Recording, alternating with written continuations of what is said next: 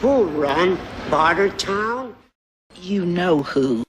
You know him, you love him. He's...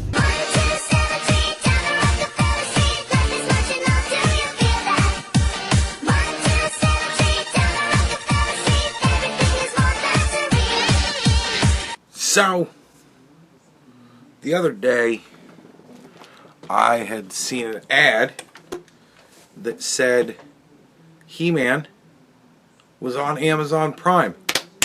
I was like, fuck yeah. So I watched the new He-Man movie. And I would like to make a comparison to what Christopher Nolan's Odyssey has going for it. It's kind of comparative. I have not seen the Odyssey. I don't care to see the Odyssey. If it ever winds up on Amazon Prime for free, I'll watch it. Whatever. I ain't paying money for it. Fuck that shit. But I heard people say that it's amazingly good. And I've heard people say that it's utter shit. And the people that I've heard say it's amazingly good either say that because, well, of course they say that. They're paid to say that. Or they say that because, oh, well, actually, if you really know all this deep shit about what's going on with this, then it's really... No. Dude, if I have to study the fucking book to understand the ideas that are being expressed in the movie, that ain't good. That's not a good movie. Grow up. Anyways, so in the Odyssey, they use a lot of like modern syntax, I guess. They talk like people do now. Right? A lot of people had a problem with that. They said it kind of takes you out of it. I can see that, right? So, that's been something that's kind of fresh in my mind. I go to watch He-Man. And the first part of it is young Prince Adam in Eternia. There will be some minor spoilers in this, just so you know. And everybody's talking like we do now. And I'm kind of like... Then we find out that he's telling the story, so I'm thinking to myself, well, maybe they were just talking like that because he was telling the story. And he was, you know, it's whatever. And then when they finally do get to Eternia, it's like, no, everybody talks like that. I'm like, ah. But while it didn't fit, and it kind of took me out of it, to hear King Randor say, I got you, I'm kind of like, what the fuck? It was weird. But I had to think about it. And the thing that I thought was funniest about this movie, after I was done watching it, I thought about it for a minute. People were saying it was going to be a woke disaster, that it was going to be this modern audience slop. And technically, they were right. It was a movie made for modern audiences. It's using the language of the kids, as I guess I'm supposed to say these days, whatever. Like, it's using modern ways of saying things to just kind of broaden the scope of it, I thought. It does take you out of it. It's a little fucked up. But at the same time, it's He-Man. You know what I mean? Like, if there's anything you can say about this movie, it didn't take itself very seriously. At all. There was a lot of, like, funny jokes that are kind of teasing of the franchise, you know what I mean? Some teasing jabs. Most of them I thought was pretty funny. The one problem I had with the movie is that every line has to include a one-liner. And I'm kind of like, oh my god. If they would have taken like 50 to 100 jokes out of this movie, oh, it would have been so much better. And you still had hundreds of jokes left over. But like, I don't know. At the same time, it's He-Man, and they are really leaning into everything. Like, you know how the D&D movie, the Honor Among Thieves, that really leaned into kind of like the goofiness and the magic and the wonder of D&D, and you got to see like kind of a lot of fun stuff going on, but it was also constant jokes, and it was like the jokes kind of take me out of it, because like a part of the big problem with it, when every fucking line has got to be a punchline, you can't really have like moments.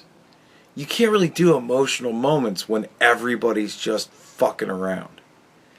It ruins certain things. And I'll say this, with some of the key like moments, they didn't really do it so much. It wasn't so bad that it kind of ruined the moment. But I mean, as soon as the moment's over, bam, bitch, we're right back into the jokes, and I'm just like, oh, fuck. But, yeah, I liked it. I'd say I'd give it about an 8. 8 swords of power. Right? It would be a 9 if there was less jokes. And it's impossible for it to get to be a 10. I mean, unless it was just an amazing fucking movie. It's impossible for it to be a 10. Because there's so many member berries in it. There is so much nostalgia for everything. Everything. Dolph Lundgren's fucking in it. He says, good journey. Dude. Like, there's so much of that in it that I'm just like, alright. I mean, I think it's cool because I grew up watching He-Man. So I'm like, this is pretty cool. The post-credit scenes were so good. The whole movie I thought was very good. Way too many jokes. It was a lot of fun. You've seen, in the trailer, you've seen a good portion of the action stuff. But put together, it changes it. And there's still a lot that you haven't seen. Like, there's a lot you haven't seen. But you've seen at least one scene from every action scene in the whole fucking movie. And that's kind of disappointing, but it was fun. It was a lot of fun to watch. I really enjoyed it. I had a lot of fun watching it. Way too many jokes. Holy shit. You guys got to get that under control. Like, come on. But it was a lot of fun. I think it's worth watching. Like I said, I give it an 8. Would be 9 if the script was a little bit less punny, but it isn't, so. And yeah, it can't be a 10 because it's trying too hard. You know what I mean? But man, this movie really does not take itself very seriously. I like the guy that they got to play Adam. I thought he was very good. He looked the part. He's a good actor. The whole thing was fun. All of the like crazy characters, Beast Man and Lockjaw and fucking Ram Man and Fisto and Mecha, dude, very cool. It was like watching the toys walking around alive. It was very cool to see that. I really liked that. And what's the one thing that I always say? I don't care if you race swap a character as long as it's good. As long as it's one of those things where you don't make a big thing about it being a race swapped character. As long as the race swapped character doesn't have to announce at some point at a critical moment, well, I am black after all. Fuck me. Nobody cares about that kind of shit. If you want to do representation, fine. Not every black person always talks about and always has to make everything about how they're fucking black. It's just unnecessary, right? And in this movie, they race swap Man-at-Arms. But what's the example I always give? Idris Elba. I think Idris Elba is the perfect race swap person for every role that you want to race swap, except for one like Snape. You just shouldn't do that. But whatever. But Idris Elba as Man-at-Arms, I thought was great. Because I love Idris Elba. And he was great in this movie. he played an amazing Duncan. It was very, very good. He was very funny. The script needs work. We need less jokes. But beyond that, I mean, with the shit he was given, he did a damn fine job. I loved it. I was like, I'm fine with it. Like, I didn't have a problem with Man-at-Arms being Idris Elba. So I get to hold consistent for everything as if I'm predicting this shit. Did it disappoint me even at all? I was like, oh, why has it got to be raped? No, it's Idris Elba. He fucking did fantastic. He was Man-at-Arms. He played the character exactly the way I would want anybody to play that character. White, black, doesn't matter. If it was a white guy, I'm like, well, it better be Idris Elba in whiteface. It's like, no. I was fine with it. Thought it was great. Whatever. I thought it was cool. I liked the story. I liked that more than one character got to have an arc. I thought that was very cool. I liked the whole build-up of it. It's a very good movie. Now, last but not least, one of the most pivotal characters. Like, this is the Gollum of the He-Man franchise. If you can't nail Skeletor, you can't make a He-Man movie. And when they said Jared Leto was going to be doing the voice for Skeletor, and I don't know if he painted himself blue and was out there doing this shit for real. I don't know if they got somebody else to do it, but whatever. He did the voice. And I gotta tell you, I mean, the face was all CGI, but I gotta tell you, perfect. He was perfect. When they said Jared Leto was going to be doing Skeletor, a lot of people grumbled and went, nah. And I was like, no, I think he'll nail it. I think he'll do a good job. I like Jared Leto. I do. I didn't like his portrayal of the Joker, but I don't think that's him. He did good. I just didn't like the character. But I was like, no, I think he'll fucking nail it. Man, he did. He put in a great performance as Skeletor. Skeletor absolutely dominates every fucking scene he's in. You cannot take your eyes off of him when he's on the screen. Amazing. Very, very good. And going back to the dialogue thing, Skeletor talks the way I would want for somebody to talk in a movie like this, a medieval fantasy movie. I want a little bit of gravitas to the dialect, and Skeletor does it, and I think that's fantastic. Like, at least somebody does it. But Skeletor does. Like, Skeletor is not really modern day linguistics. He's not doing that shit. He's doing the, not these and thous, but you know what I mean? Like, he speaks with a certain weight to it. There's certain phrasings that he uses that are very old school. You know? I can't really say many of the lines because they're very funny. But Skeletor, amazing. He was very good. Great fucking movie. I mean, amazing movie. There's 3 post-credit scenes. Well, I mean, 2 during credit scenes. They do kind of the Marvel formula thing. They play the movie, and then they go, you just watched fucking He-Man, and it says He-Man, Master of the Universe. And then it cuts to an immediate scene, which was fucking genius. Hysterical.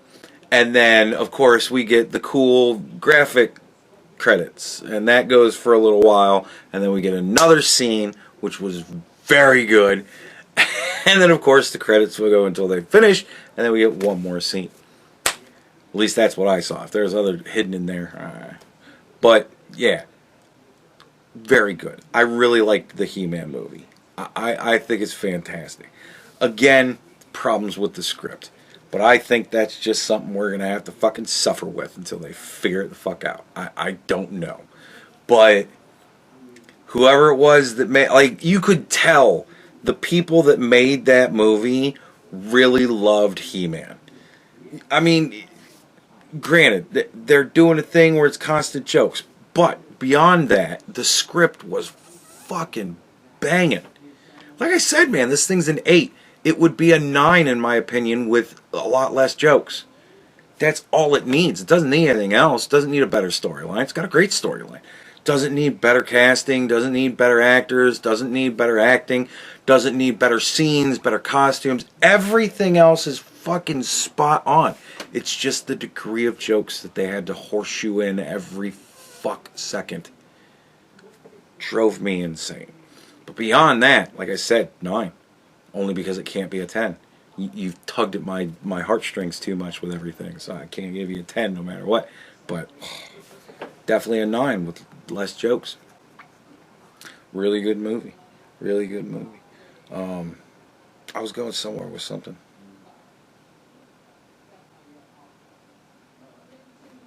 Anyways, yeah, so He-Man. He-Man, really good movie. And it makes fun of, like, all the woke shit. Like, the whole movie is just them making fun of it. Because we pluck somebody from this world with all their sensitivity training and all that shit. Because he's an HR guy.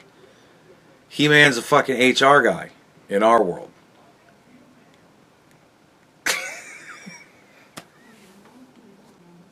So it's funny to see an HR dude get plucked up out of our world and sent to a world where there's actual fucking problems. Because every time he tries to do some woke shit, there's always somebody to go, we have real problems. We need to deal with real problem shit. And you're like, oh, okay. And then they deal with real problems. Like, it's fucking hilarious. I liked it. I think that it's probably the best movie made for a modern audience that's ever been made. Because it's just, yeah, we're just going to modernize the language. And beyond that, we're going to have fun. And, oh, that's where I was going with it. You could tell that they really loved making that movie. They really love He-Man. They're really into the He-Man shit. You could tell. You can tell the whole way through. Unlike Kevin Smith's Abomination, where Kevin Smith said, I'm going to make the lesbian Tila show, and I'm going to call it He-Man just to fuck you all over. I'm going to give you one thing, and then not give it to you. I'm going to give you some bullshit. Nothing like that. You can tell that Kevin Smith doesn't really like He-Man. Primarily because not only did he kill him in the first episode, but he killed him again in the last episode. So clearly, Kevin Smith does not like He-Man. Otherwise, why would he make a show where he killed him twice? They didn't kill He-Man once in this movie. You know? Like, so, yeah. It was good. I think. Oh, and the sorceress. Morena Baccarin is the sorceress. I do kind of want to make this point too. Before we end it, I want to make this one point. I'm really happy that Morena Baccarin is comfortable with herself. I'm really happy that Morena Baccarin is a well-rounded person. Because I adore Morena Baccarin. I think she's fantastic. From Firefly to fucking V to Deadpool, everything I've ever seen Morena Baccarin in, Morena Baccarin is amazing. And she's the sorceress. And she's amazing all over again. But the cool thing is, she's getting older. Like, the Morena Baccarin herself is getting older. And she's allowing herself to become an older woman as opposed to being a weird sideshow freak. So she has actually not done all the fucking shit to herself that everybody else wants to do now.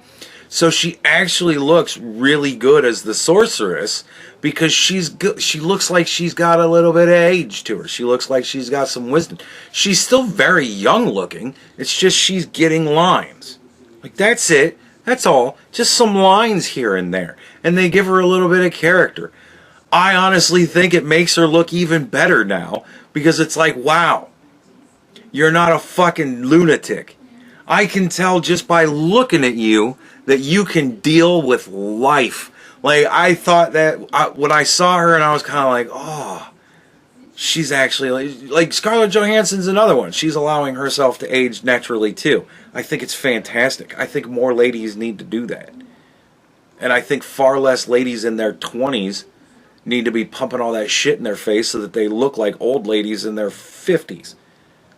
Oh my God. So that was another thing I wanted to point out. Morena Baccarin, still tasty as fuck. Love that woman. Got a big crush on her. But yeah. Anyways, so there you go. I can't really think of anything else that really like stood out that wouldn't like ruin things. I don't know. But I thought it was really good. I thought it was a great fucking movie. So if you're a He-Man fan, you should absolutely watch it because I think you'll think it's funny. I think a lot of the jokes land. It's just, there are so fucking many of them that are just not necessary. But it doesn't ruin the movie. It tries to, but it fails. And that's good. So if you're a fan, definitely watch it. And if you're not a fan, you really should watch it because it'll make you a fan.